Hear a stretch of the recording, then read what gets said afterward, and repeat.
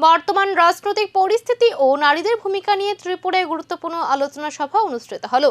মেলার মাঠে এই কর্মসূচিকে ঘিরে নজর কেড়েছে সংগঠনের বার্তা। অনুষ্ঠানে উপস্থিত ছিলেন সংগঠনের সর্বভারতীয় সাধারণ সম্পাদিকা কণিকা ঘোষ সহ রাজ্য কমিটির শীর্ষ নেতৃত্ব এবং অন্যান্য সদস্যরা। সভা থেকে নারীদের অধিকার, সামাজিক ভূমিকা এবং রাজনৈতিক সচেতনতা বৃদ্ধির উপর গুরুত্ব দেওয়া হয়। নেতৃত্বের বক্তব্যে উঠে আসে বর্তমান সময়ের সামাজিক ও রাজনৈতিক চ্যালেঞ্জ। নারী সমাজকে আরো সংগঠিত হয়ে এগিয়ে আসার আহ্বান জানানো হয়। কিন্তু এখন প্রশ্ন উঠছে, এই আলোচনা সভা কি শুধুই সচেতনতা বার্তা, নাকি আগামী দিনে রাজ্য রাজনীতিতে নারীদের আরো বড় ভূমিকার ইঙ্গিত? এই সময়ে আসলে গোটা দেশ জুড়ে দক্ষিণপন্থী শক্তির উত্থান, মানে বিজেপি আরএসএস এর যে উত্থান ঘটেছে, তার বিরুদ্ধে আমাদের সমস্ত শক্তি দিয়ে লড়াই করব আমরা। কারণ আসলে বিজেপি সরকার একটি মহিলা বিরোধী সরকার, জনবিরোধী সরকার, মহিলা বিরোধী সরকার।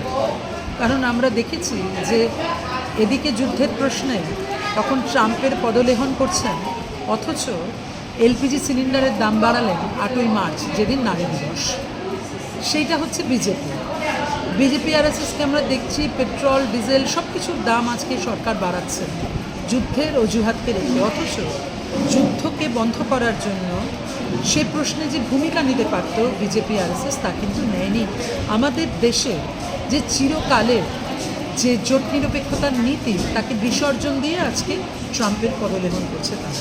আমরা এর বিরুদ্ধে, আমরা মেয়েদেরকে তাই নিয়ে লড়াই আন্দোলন গড়ে তোলার কথা বলছি।